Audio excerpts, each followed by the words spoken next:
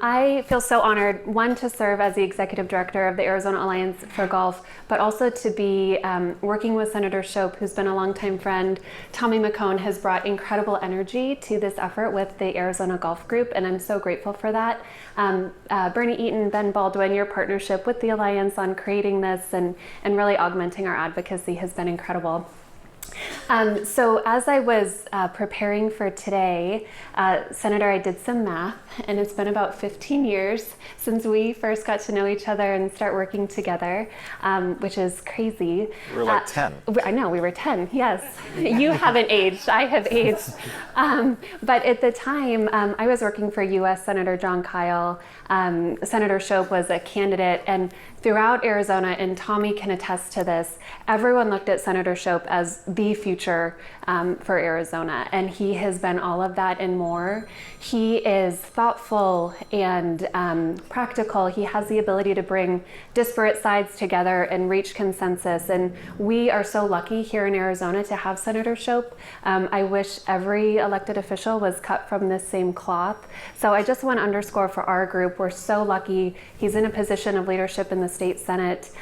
He's the chair of I think, the most consequential committee with the Natural Resources Committee, and of course, chair of our golf caucus. Senator, you've been such a champion for golf, for tourism. You've been a go-to for the business community. It's an incredibly busy time in your world, so thank you for being here with us. Absolutely. Before we kind of dive into the policy side, talk a little bit about you, your path, your background. Okay, he's right. I got to the legislature in 2013.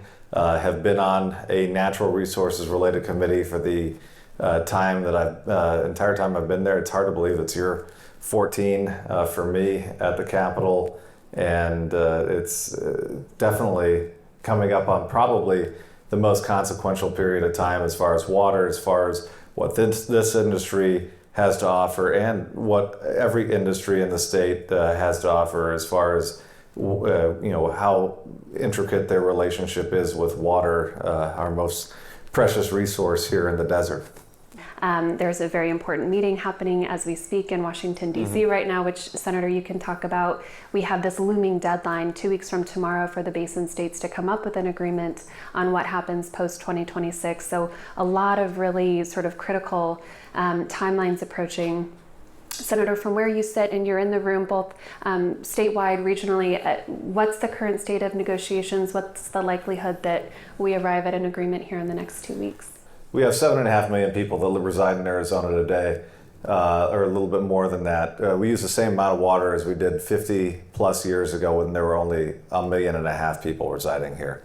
That's nothing that I did, obviously. But I recognize that I stand on the shoulders of giants who preceded me, who were very passionate about conservation in this state. And when you have the junior rights to anything, if you're the low end of the totem pole as far as your childhood ranking, as far as siblings, you hold on to everything that you have, probably, right? And that has been the case for us in Arizona. We have done efficiencies and really perfected things that only today, or only in the last 5 to 10 years, even our fellow Southern Basin states of Nevada and California have only begun to adopt. We were doing some of these things for 4 or 5 decades. You know, in the golf industry, we think about, do we radically change size or complexion of our courses? Do we do away with certain practices that are really important to keeping the grass green? So, Senator, any idea sort of what that could look like in Arizona? Well, first off, let's go ahead and I said pat ourselves on the back earlier. People in this room here that are a part of the industry have done a better job of conservation efforts than just about any other entity that operates in the state of Arizona. And it's one of the things that is counterintuitive for a lot of my colleagues that don't really dive into what you all have done.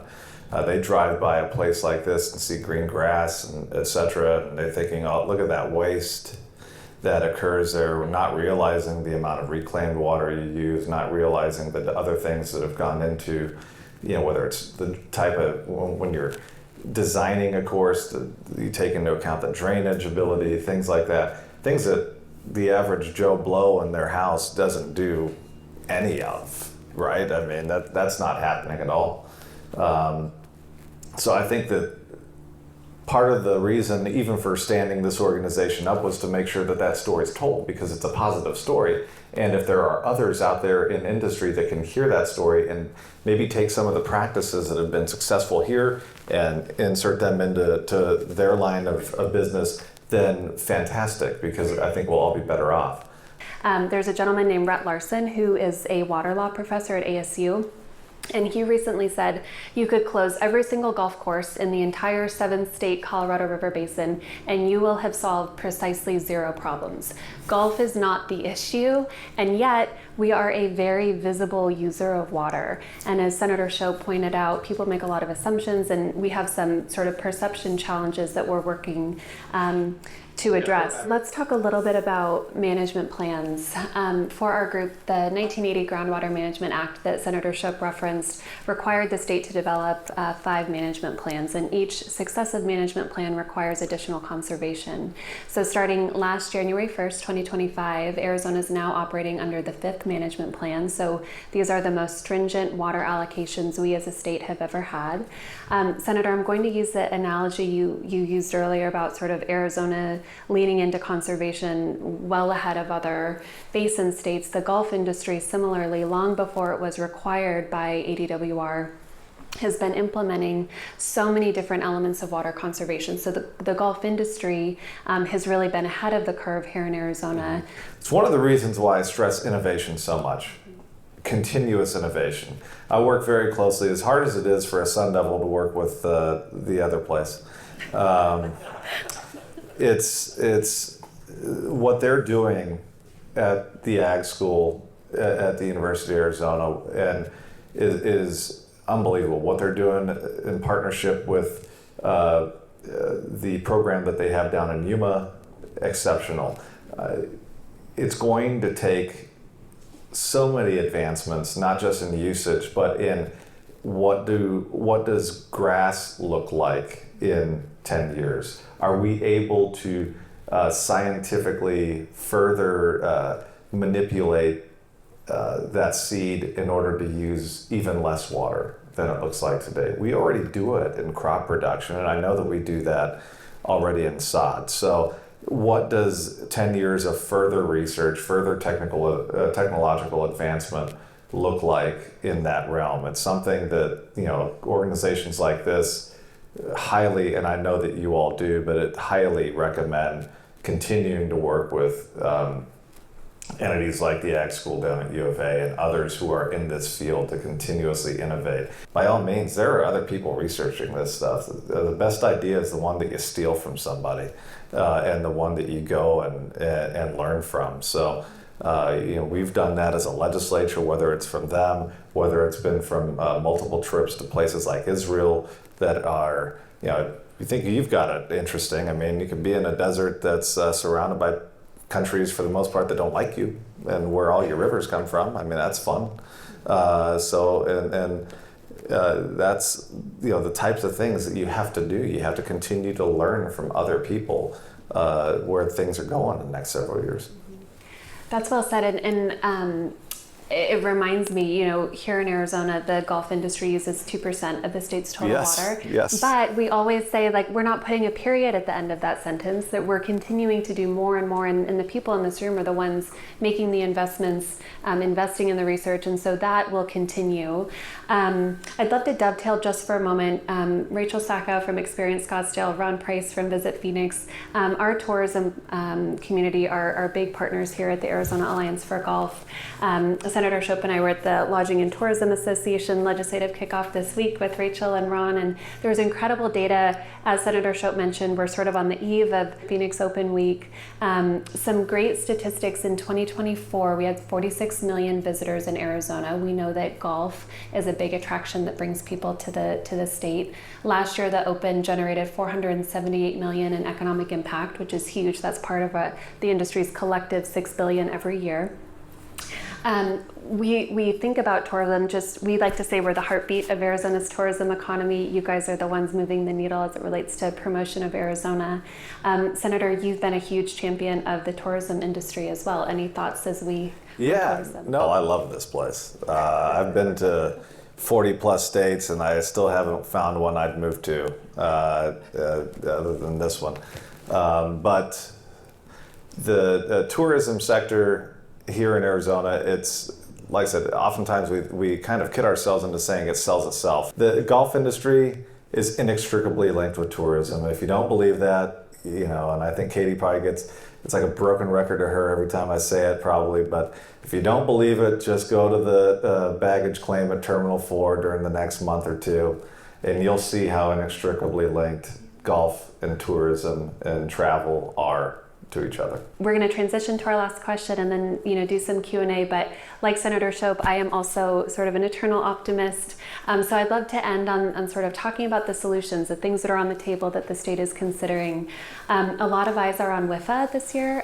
The Water Infrastructure Financing Authority, or WIFA, was sort of a dormant state agency that was reinvigorated under Governor Ducey to really be sort of the clearinghouse of the public-private partnerships that were coming together to grow existing water in Arizona, find new water sources.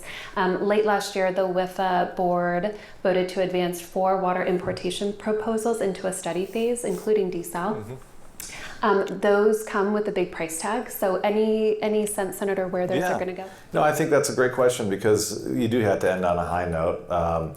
And that is those. I've looked at the 5 kind of proposals that they have, and as a chair of natural resources, I kind of serve as an ex officio member of the board of WIFA, and 2 of the 5 are desal type of projects. One is a kind of emerging technology. There's a theme, right? Emerging technologies. I mean, we have to continue to innovate, if you didn't hear it from me 10 times earlier. There exists, I don't know, one of the largest underwater aquifers in the entire United States is here in Arizona. A lot of people don't know that. It's in Harquahala. It's west of Phoenix.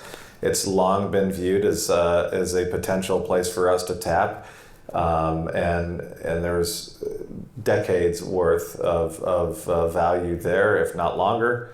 But there are any number of things to be optimistic about that are not just on the conservation side, but actual new ideas. They're going to require a lot of money. I mean, right now, the state itself would not find itself in a position to satisfy the financial obligations of any single one of those ideas. But these are things that we can go ahead once again and say, hey, look at what this hand is doing as far as conservation to the federal government, and say we should be able to go ahead and satisfy or show that as far as what the basin states are doing and have some financial investment from the feds, much like we did when we had, when Hoover Dam was constructed, much like when Glen Canyon Dam was constructed.